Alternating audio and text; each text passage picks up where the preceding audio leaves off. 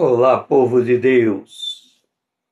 Estamos iniciando mais uma live às 20 horas em ponto. Meu nome, César Azevedo, e a exposição que eu vou fazer é o tema que está em pauta. Ande com Deus. É muito bom ter você entrando em minha live. Nós vamos trabalhar esse tema sobre andar com Deus e a importância desse andar para os dias de hoje. Eu gosto muito das Escrituras, eu sou apaixonado pela Bíblia como um todo, de Gênesis a Apocalipse. Quando eu me converti sozinho, ninguém pregou a Bíblia para que eu me convertesse. Eu entrei no meu quarto com a Bíblia e o livro de Tim LaHaye, Como Estudar a Bíblia por Você Mesmo, e seguindo a orientação daquele livro, eu li a primeira epístola de João. Eu tinha 18 anos, hoje eu tenho 61 anos. Aos 18 anos de idade, o livro me orientou: leia a primeira epístola de João, se você tem dúvida de sua salvação. Eu fui até a primeira epístola de João e comecei a leitura. Quando eu cheguei em 1 João, no capítulo de número 1, no versículo de número 8, eu me deparei com a seguinte passagem. Deixe-me encontrá-la aqui para falar tal como ela está escrita. 1 João, capítulo 1, verso 8. Se dissermos que não temos pecado nenhum, a nós mesmos nos enganamos e a verdade não está em nós. Se confessarmos os nossos pecados, Ele é fiel e justo para nos perdoar os pecados e nos purificar de toda injustiça. Quando eu li esse texto, eu pensei comigo: Senhor, eu não tenho pecado. Eu não mato, eu não roubo, eu não furto, eu não adultero. Eu não tenho pecado. Mas o texto está dizendo que se eu disser que eu não tenho pecado nenhum, eu estou me enganando e a verdade não está comigo. Logo, eu estou mentindo. Mentira é pecado. Desta forma, se eu continuar com o pecado, o salário do pecado é a morte, e aí eu preciso de um Salvador. Então, naquela noite, em 20 de outubro, aos 18 anos de idade, eu tomei a decisão de receber Jesus como meu Senhor e meu Salvador. Saí do meu quarto, aparentemente nada tinha acontecido de estranho. Passado algum tempo, eu tive a necessidade de estudar a Bíblia. Naquela época, eu era ainda católico. O meu pai, preocupado de eu estar estudando a Bíblia sozinho, ele me direcionou a um frei, e eu fui até aquele frei e ele disse assim: estudar a Bíblia é muito complicado. Você precisa, e ele começou a enumerar uma série de ciências que eu teria que aprender para estudar a Bíblia. Ele citou filosofia, línguas originais, e uma série de outras ciências. E ele disse assim, para me demover, para fazer eu parar de estudar a Bíblia. Ele disse: olha, só para você ter uma ideia de como é difícil estudar a Bíblia, Gênesis, no capítulo de número 1, existe um padre que faz 10 anos que ele estuda somente esse capítulo. E ele, até hoje, não tem convicção do que ali está escrito. Eu pensei comigo: não pode ser tão difícil estudar a Bíblia como esse frei está me dizendo. Porque quando Jesus fala ao Sermão do Monte, ele fala a pessoas simples. Então é possível entender a Bíblia. Eu saí dali e fui atrás de como aprender a estudar a Bíblia. Vocês estão vendo aqui atrás alguns dos livros que eu tenho. Eu cheguei a ter uma coleção de 5.000 livros. Depois eu doei todos os meus livros ao seminário, a um seminário teológico, e fiquei com os poucos livros. Mas o fato é que logo depois da minha conversão, eu fui a uma livraria evangélica, comprei em torno de 100 livros num período de 3 anos, e ali eu fui estudar a Bíblia.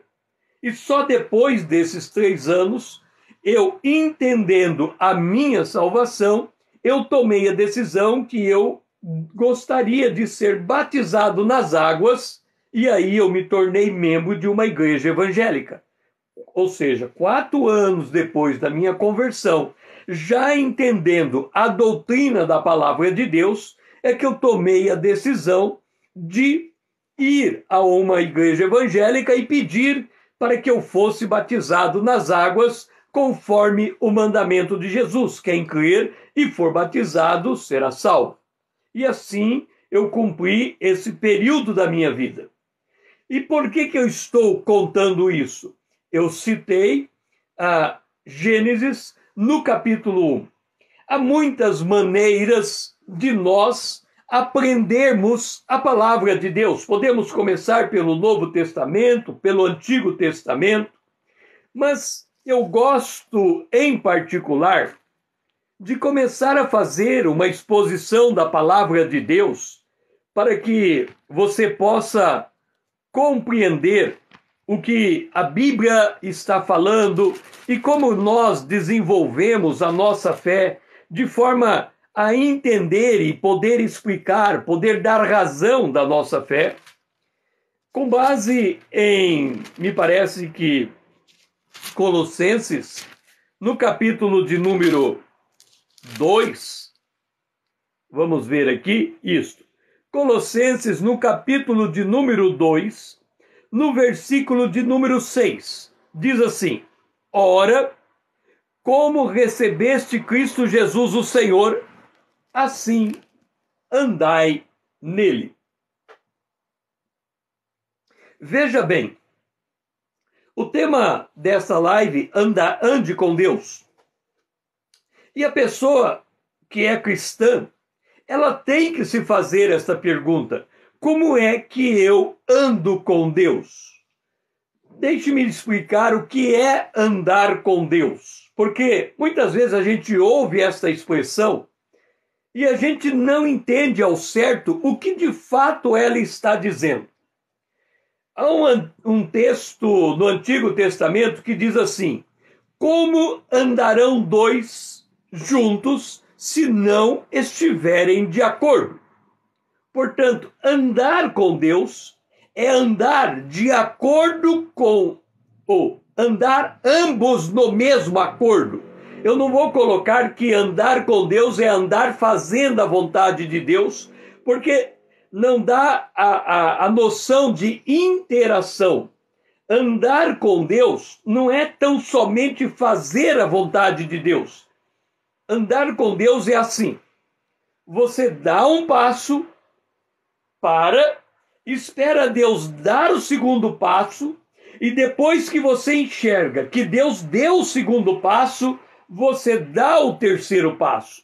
Andar com Deus é uma caminhada colaborativa. Andar com Deus é uma caminhada em que você diz assim: olha, eu tenho que tomar uma decisão, eu estou no escuro. O profeta no Antigo Testamento, ele diz assim: quando você andar em trevas e não tiver nenhuma luz, confie no Senhor e firme-se no teu Deus. Então veja só, você está passando por uma grande dificuldade. Você olha para um lado, você não vê saída, você olha para o outro lado, você não vê saída, e cada dia que passa, a situação se complica cada vez mais. Como é que você vai sair desse entrevero que você se meteu? Você pode olhar para dentro de você e você pode chegar à conclusão que você mesmo contribuiu para cavar esse buraco que você se encontra. Ou seja, Você está numa situação que você está absolutamente em trevas. Você, mesmo sendo cristão, mesmo você sendo a luz, você naquela situação, você não sabe o que fazer. Você olha para um lado, olha para o outro, você está desesperado, você não vê solução alguma. Como é que, à luz da palavra de Deus, você lida com uma situação como esta? Olha o que disse o profeta. Quando você andar em trevas, ou seja, quando você estiver numa situação que você não vê saída nenhuma, confie no Senhor e firme-se no seu Deus. Aí você vai dizer, César, como é que eu confio no Senhor se eu estou num buraco, se tudo está em volta desmoronando e eu não conheço nenhuma saída? Confie no Senhor.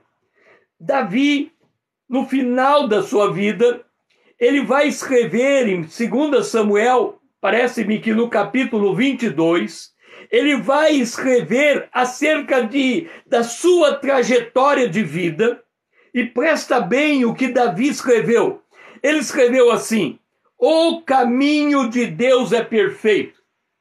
Aí você me diz, César, eu estou em trevas, num buraco, sem saída, eu não sei o que fazer da minha vida, está cada dia ficando mais complicado, e você diz que Davi, ele escreve que o caminho de Deus é perfeito. O caminho de Deus é perfeito, mas não é o meu caminho.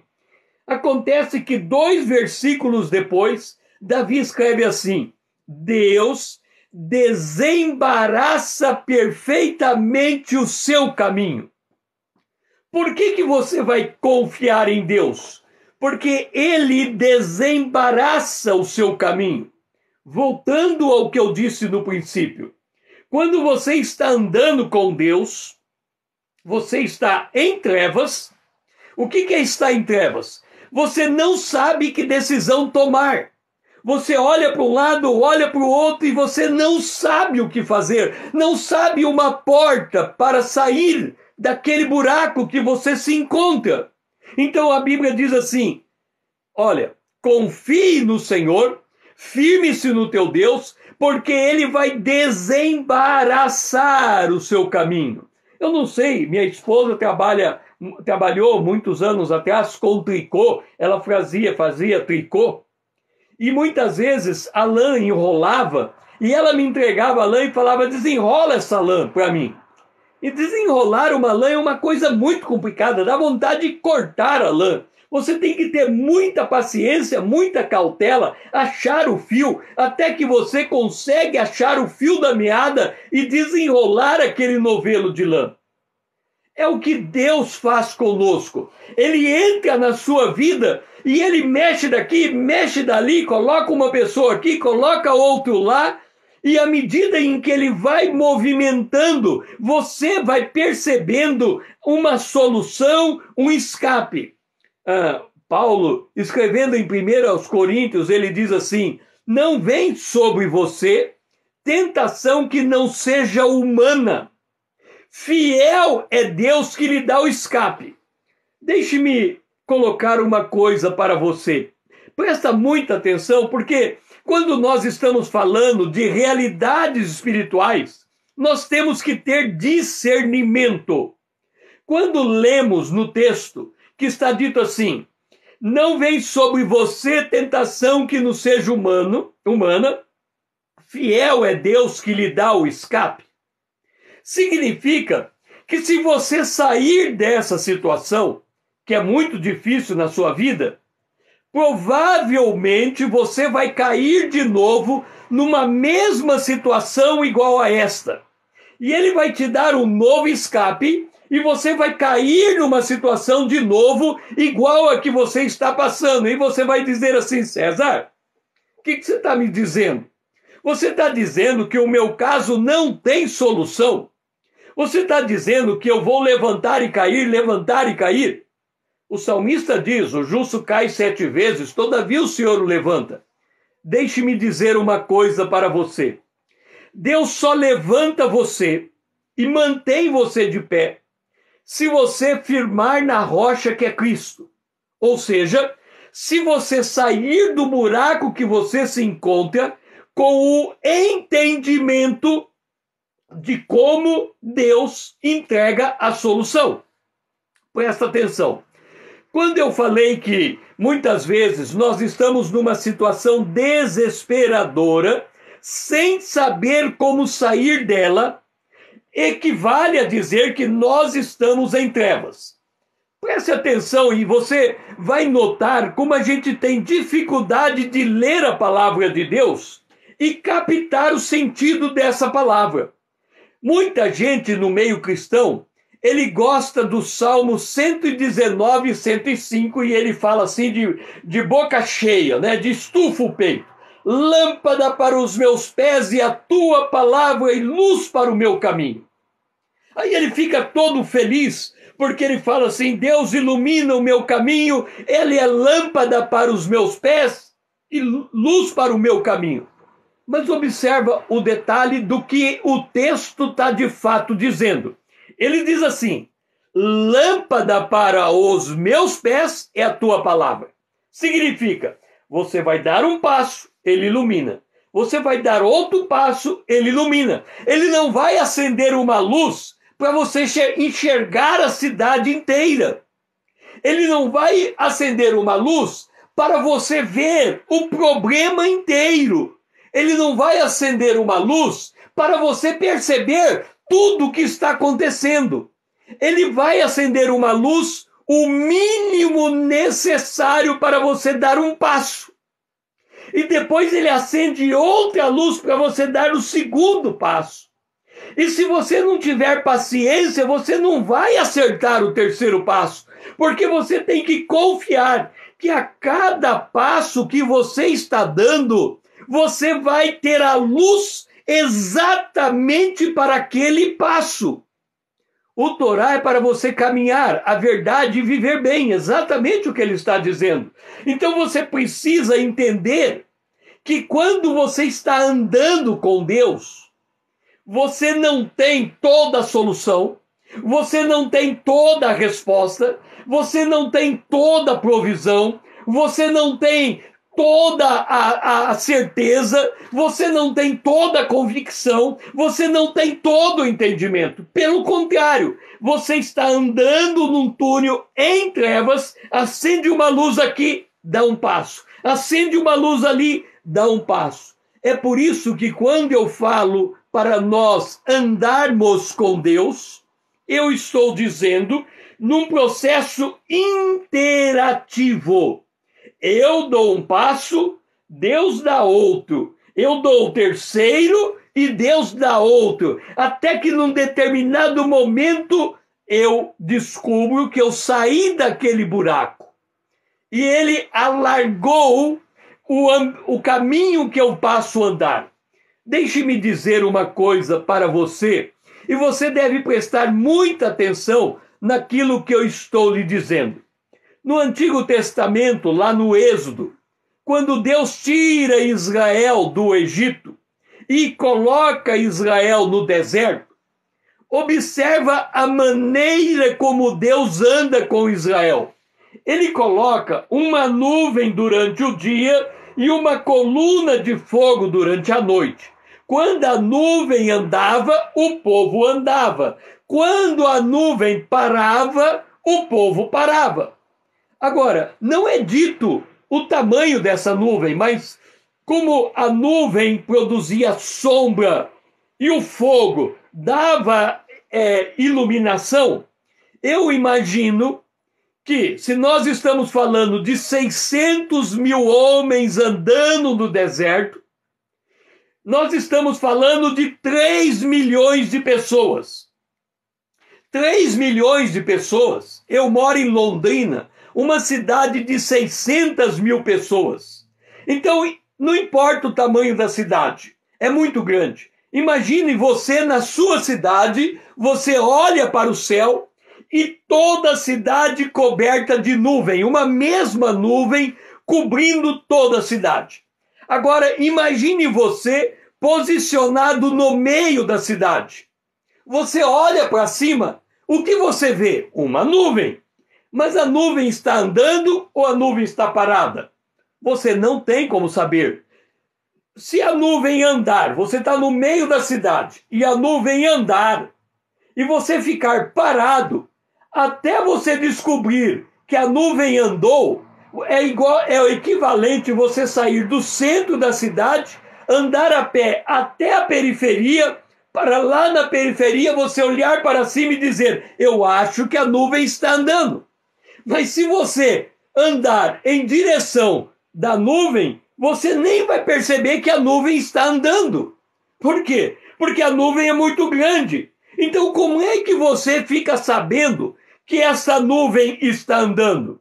A única maneira de ficar sabendo é o indivíduo que está lá na ponta da cidade, lá na periferia, ele dizer, ei, gente, a nuvem está andando para a esquerda, vamos nos movimentar para a esquerda. E o soar, aquele grito vai ecoando em todo o acampamento e todas as pessoas vão para a esquerda, em direção à nuvem. Por quê? Alguém na periferia gritou e alguém que está no centro da cidade ouviu e ele anda em direção daquela nuvem. Da mesma maneira, quando você está andando com Deus, aparentemente está tudo parado. Você olha e fala, mas cadê Deus? Por que ele não está fazendo algo a meu favor? Mas ele está fazendo algo a seu favor. Jesus disse assim, seja você perfeito como perfeito é o seu Pai que está no céu. E quando ele disse isso, ele disse assim, porque é o seu Pai que está no céu, ele manda o sol sobre o bom e sobre o mal, sobre o justo e sobre o injusto. Deus não faz acepção de pessoa. Isso significa que quando você está andando no seu dia a dia, aparentemente, Deus não está andando com você. Essa é a sensação.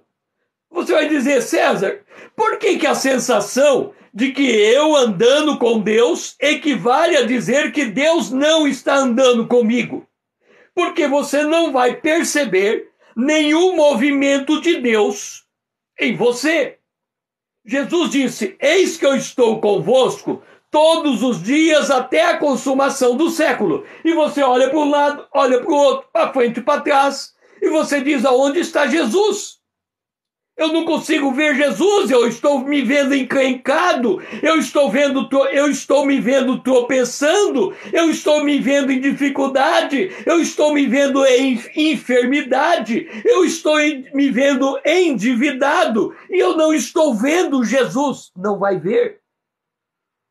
Porque você tem que ter a convicção que vem da fé. E a convicção que vem da fé diz, eis que eu estou convosco todos os dias até a consumação dos séculos. Portanto, você tem a garantia da palavra dele, que ainda que você não sinta, ainda que você não veja, ainda que você não perceba, ainda que você não tenha sinal, ele está com você. E é a partir dessa convicção, é a partir dessa fé, que você vai andar com Deus e você vai declarar, lâmpada para os meus pés é a tua palavra. E aí o que você vai fazer? Você vai olhar e vai dizer, eu preciso dar um passo hoje. Você se lembra que lá no deserto, esses 3 milhões de pessoas andando, Deus mandava o maná cada dia, de domingo até sexta, de domingo até quinta, o maná vinha na porção daquele dia. E se a pessoa pegasse o maná e ele guardasse o maná simplesmente apodrecia. Você não podia guardar o maná para o dia seguinte. Você está lembrado que quando chegava na sexta-feira, eles tinham que guardar porção dobrada do maná, porque no sábado eles não poderiam sair para colher maná. Observa que Deus, meticulosamente, pontualmente, dava porção do maná a cada semana. E esta pessoa recebia a porção daquele dia. Sabe qual é o grande problema, a grande dificuldade de não saber comandar com Deus? É que você recebeu o maná para o dia de hoje e não comeu. Você recebeu uma diretriz de Deus para o dia de hoje e você não colocou em prática. O que vai acontecer? Se você não coloca em prática a palavra de Deus, é como se você fosse incrédulo ao que Deus está fazendo. E o que é que vai acontecer então? A partir da sua incredulidade, a palavra de Deus deixa de vir até você. E você passa a ter dificuldade no dia seguinte de receber a palavra, que é uma diretriz para a situação que você está vivendo. Deixe-me dizer uma coisa. Quem não anda com Deus, recebeu Jesus como Salvador, ele é uma nova criatura, ele tem o Espírito Santo com ele está batizado nas águas, ele é um membro de uma congregação, mas ele vai ao culto domingo, ele pega a palavra do culto e não coloca em prática na segunda-feira, não coloca em prática na terça. Qual é a condição desse coração? Ele está endurecido. Ele não consegue captar as realidades espirituais. Ele não consegue discernir o mover de Deus. Lembra de Balaão? Deus teve que fazer a mula falar com Balaão para Balaão perceber que havia um anjo impedindo ele de caminhar. E quantas vezes você está impedido de fazer alguma coisa e você tenta de todas as maneiras fazer aquilo, quando na verdade Deus está dizendo, dá um tempo, calma, aquietai-vos e sabei que eu sou Deus. Então quando você se aquieta, aí você ganha o discernimento do que é que Deus está fazendo em sua vida. É por esta razão que nós temos que olhar para a palavra de Deus até conseguir entender o que Deus está dizendo por meio da sua palavra. E aí nós vamos lá em Gênesis, no capítulo 4, no versículo 16, e lemos o seguinte: retirou-se Caim da presença do Senhor e habitou na terra de Nod, ao oriente do Éden. Presta atenção numa coisa. Você vai no culto no domingo. 1 hora de culto, ou de 1h30, 2 horas. Você entra na nave da igreja, você senta, o pastor prega e você recebe a palavra de Deus. Agora, eu faço uma pergunta para você. Quando você sai da igreja com o Senhor ou você sai da presença do Senhor depois que você saiu da igreja? De novo, você foi na igreja, ouviu a palavra durante 1 hora. Terminou o culto. Você vai sair daquele ambiente de culto. Quando você sai daquele ambiente de culto, você sai com Deus ou você deixa Deus no culto? Você vai dizer assim para mim: César, como eu sei que eu deixei Deus no culto e saí sozinho? É simples. Quando você sai da igreja e você não leva nada da igreja com você, você não levou aquela palavra, você não guardou o versículo bíblico, você não meditou no que Deus estava falando com você, então você está saindo da igreja, mas também saindo da presença de Deus. Quando chega na segunda-feira, você vai trabalhar. Como é que você trabalha? Quando você tem que tomar uma decisão, você toma uma decisão baseado no conselho da palavra de Deus, ou você faz de acordo com aquilo que você pensa? Aí você vem e diz assim: César, você está lendo lá em Gênesis, no capítulo 4, acerca de Caim, que foi um assassino, que saiu da presença de Deus e foi habitar na terra de Nod. Isso não tem nada a ver com o Novo Testamento. Então vamos ler no Novo Testamento o que Paulo fala a respeito de uma pessoa sair da presença de Deus e não deixar Deus trabalhar na vida dela. Quando Paulo vai falar aos Efésios no capítulo 2, e ele vai descrever a obra da salvação, ele começa dizendo: olha, ele, Deus, deu a você vida. Você estava morto nos seus delitos e pecados. Ora, você vai me dizer o seguinte: César, eu sei que eu estava morto no meu pecado, eu recebi Jesus como Salvador e nasci de novo. Me tornei uma nova criatura. Nós temos que ser mais pormenorizado na nossa definição de quem nós éramos e de quem nós somos.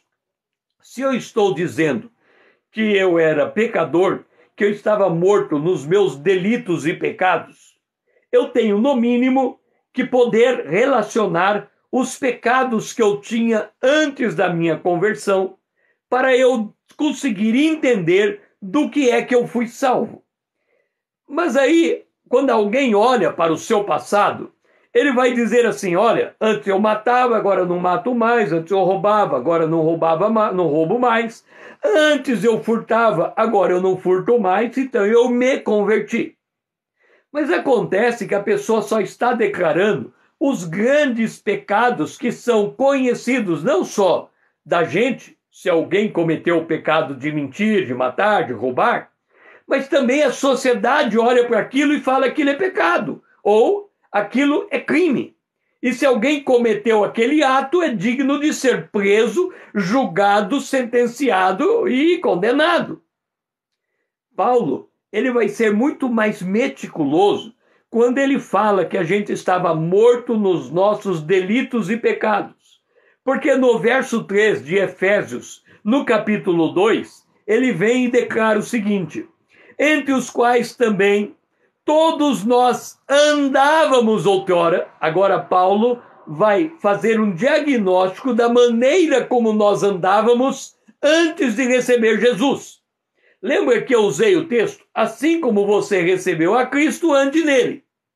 Ora, se antes da minha conversão eu andava de uma certa maneira, agora que eu me converti, eu tenho que andar de uma outra maneira diferente daquela. E Paulo vai descrever a maneira como a gente andava antes de conhecer Jesus. Ele diz assim: andávamos segundo as inclinações da nossa carne, fazendo a vontade da carne e dos pensamentos, e éramos por natureza filhos da ira, como também os demais. O que Paulo está dizendo? Ele está dizendo que quando eu ando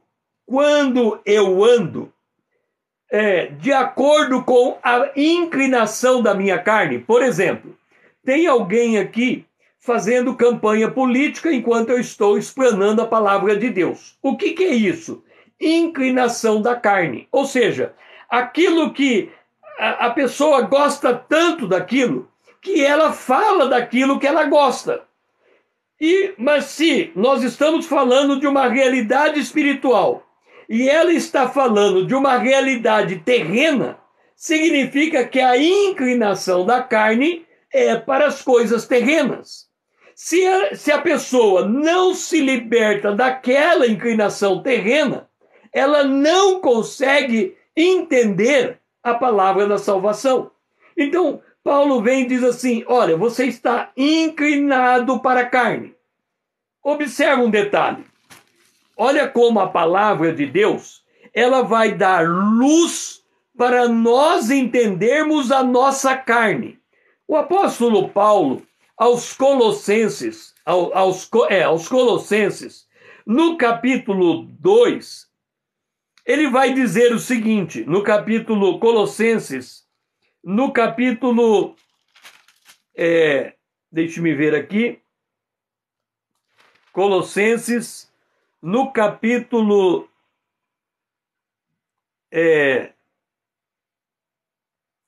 deixe-me ver aqui, ele vai falar sobre Colossenses, será? Filipenses? Deixe-me ver, acho que é Filipenses. Isso, Filipenses capítulo 3. Olha o que Paulo vai dizer. Irmãos, sede imitadores meus. Nós estamos falando de realidade espiritual. E eu estou convidando você a me imitar nessa realidade espiritual. Então ele diz assim, sede imitadores meus, e observai os que andam segundo o modelo que tendes de nós. Quer dizer, há mais gente que anda desse jeito. Pois muitos andam entre nós, observa bem, ele está dizendo, olha quem está do nosso lado. Tem muita gente andando junto conosco, dos quais, acerca destas pessoas, repetidas vezes, eu vos dizia, e agora vos digo até chorando, que são inimigos da cruz de Cristo. Olha a seriedade do que Paulo está dizendo. Ele está dizendo, olha, eu tenho um exemplo e você deve me seguir. Por outro lado, no nosso meio, tem gente com uma outra índole, com uma outra natureza, com uma outra maneira de ser. E ele diz, o destino deles, desses que são inimigos da cruz de Cristo, é a perdição. O Deus deles é o ventre. E a glória deles está na sua infâmia. E agora Paulo vai explicar que tipo de gente é esta. Ele diz que só se preocupa com as coisas terrenas. Note o seguinte, quando nós falamos de inclinação, se eu soltar essa caneta, ela cai ou para a direita ou para a esquerda. A inclinação da carne é cair para a morte. A inclinação da vida é cair para a vida. Paulo está dizendo o seguinte, se o teu interesse é pelas coisas terrenas, você é inimigo da cruz de Cristo. Se o teu interesse é para com as coisas espirituais, você está inclinado para a vida, para as coisas do Espírito. Então examine a sua vida. É muito fácil, a boca fala do que o coração está cheio.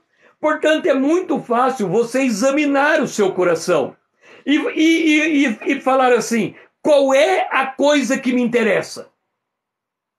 Eu me lembro que houve uma Copa do Mundo e o Brasil estava jogando a Copa do Mundo, eu era novo naquela época, e eu disse não, eu não vou assistir aquele jogo, eu vou estudar a Bíblia. Eu aproveitei aquele tempo para estudar a Bíblia. Ora, quando você tem que escolher esse tipo de coisa, você tem o jogo e a hora do culto. Você fica para assistir o jogo ou você assiste o culto? Alguém tem uma reunião de oração e tem um jogo de videogame. Você joga o videogame ou você assiste, vai naquele culto de oração? Tem que ler a Bíblia ou tem que ler o jornal? Você lê a Bíblia ou lê o jornal? Então, por essas coisas, você vai aferindo a sua vida para saber se aquilo que move o seu coração é a inclinação da morte ou a inclinação da vida. Então, o que é que eu tenho falado nesse tempo em que nós estamos aqui? Eu estou chamando você para andar com Deus. Ao chamar você para andar com Deus, eu estou dizendo que esse andar com Deus é uma interação, onde você dá um passo, Deus dá outro, e você dá o terceiro, e Deus dá o quarto passo. Significa que Deus vai dar luz para você, o suficiente para você caminhar mais uma hora, mais um dia, não para caminhar por todos os dias. É lâmpada para os meus pés e a tua palavra. Significa que no meio da turbulência que está a sua vida, você vai ter pequenos escapes de Deus. E você precisa muita paz, muita calma, muito discernimento para perceber a boa mão de Deus lhe dando pequenos escapes. Porque a solução do seu problema é a soma de todos os pequenos escapes até que Deus te coloca num largo espaço, aonde você consegue respirar e aonde você consegue sentir que você passou aquilo. A melhor maneira de saber o que Deus está fazendo na sua vida é quando você olha pelo espelho retrovisor e você vê o que Deus fez no passado, como Deus te livrou, como Deus te libertou, porque a libertação de hoje é o mesmo Deus que lá no passado agiu em seu favor. Agora, tem 10 leprosos. Os 10 são curados, só um volta para agradecer a Jesus. Os 9 facilmente se esquecem que Jesus foi a causa da cura deles. Mas esse que voltou para agradecer recebe uma nova palavra de alento para caminhar mais um pouco. E ele volta e recebe uma nova palavra e caminha mais um pouco.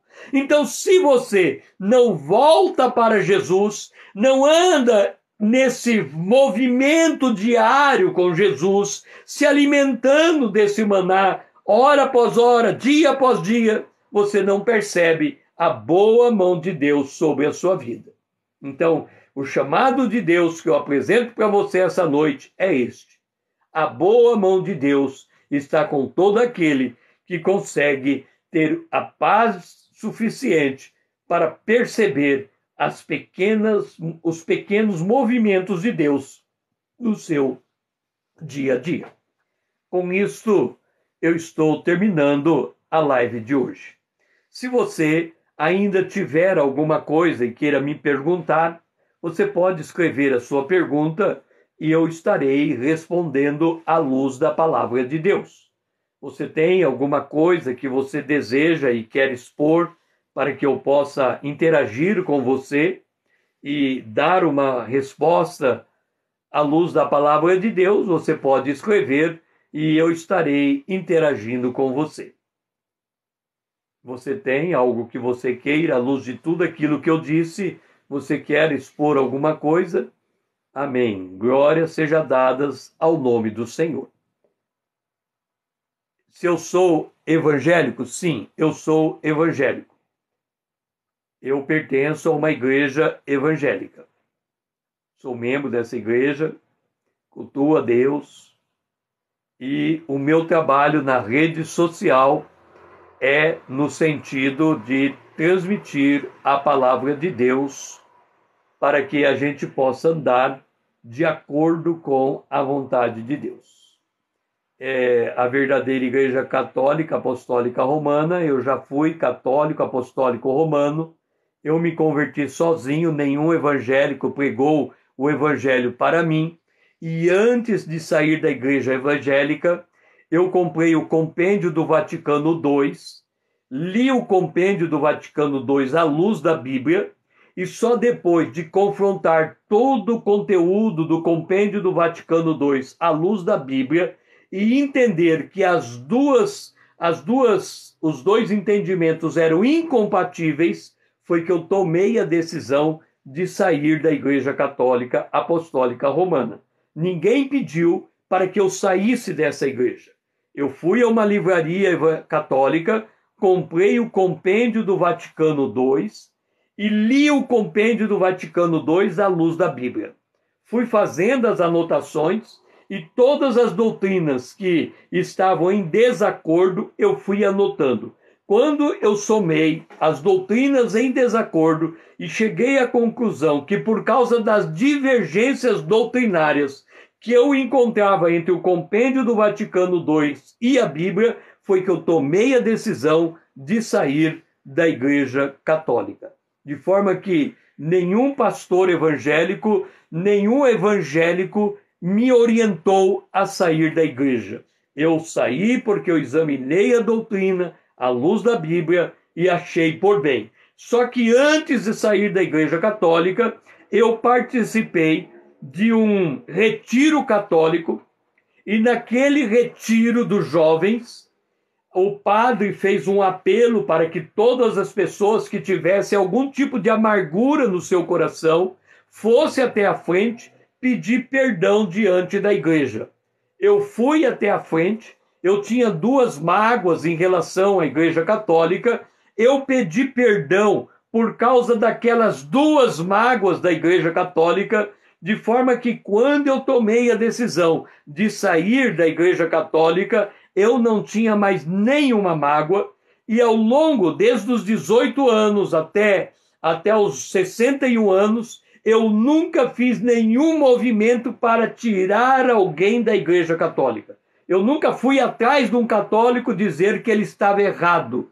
Eu nunca fui atrás de um católico para dizer que ele tinha que ser confrontado com a Bíblia. Por quê?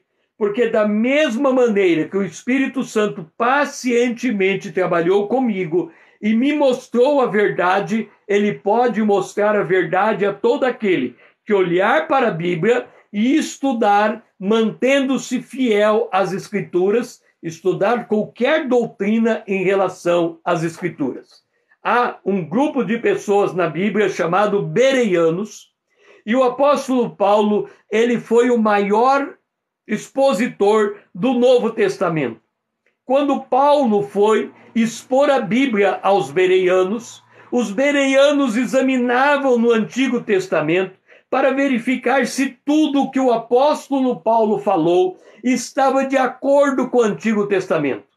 Quando o apóstolo Paulo vai escrever a sua carta aos Gálatas, ele diz assim: eu prego o evangelho de Deus, o evangelho de Jesus Cristo. Mas, se vier um outro anjo pregar um evangelho diferente desse, ou eu mesmo mudar de parecer e pregar um evangelho diferente desse, seja anátema. Ou seja, Paulo se deixava ele próprio julgar a si mesmo, à luz da palavra de Deus. Porque quando nós lemos, e é muito importante nós avaliarmos tudo à luz das Escrituras, porque ela nos orienta. E quando nós lemos 2 aos Coríntios, no capítulo 13, o versículo 8, diz assim: porque nada podemos contra a verdade, senão em favor da própria verdade. Ora, quem vem para a Bíblia, ele deve buscar a verdade da Bíblia, a verdade que é a palavra de Deus. E se ele vai em busca da verdade, a primeira coisa que acontece é que ele próprio tem que mudar de opinião. Porque ninguém nasce conhecendo a verdade. Eu já fui membro da Igreja Batista Nacional por vários anos, professor da Escola Bíblica Dominical da Igreja Batista Nacional, como está sendo colocado aqui. Tenho grandes amigos na Igreja Batista Nacional, e forma que é assim, nós temos que andar congregando com o povo de Deus. Mas o fato é que nós temos que ter um compromisso com a verdade, e a verdade está na palavra de Deus. Então, se nós analisarmos o que tivermos que analisar à luz da Bíblia e estiver em conformidade com a Bíblia, está de acordo com a verdade. Aquilo que não está de acordo com a verdade da Bíblia deve ser deixado de lado. Ok? Espero que eu tenha respondido de forma assertiva. Mais alguma pergunta?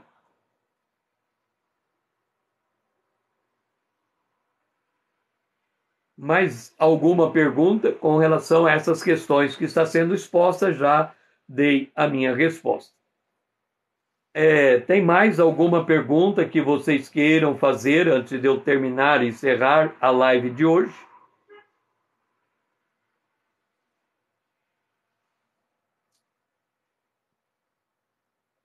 Bom, não havendo mais pergunta, eu estou encerrando, com a graça de Deus, a live de hoje. Amanhã, se Deus me permitir, às 20 horas, eu voltarei aqui para continuar expondo a palavra de Deus. Que o Senhor seja louvado e sua vida abençoada em nome de Jesus.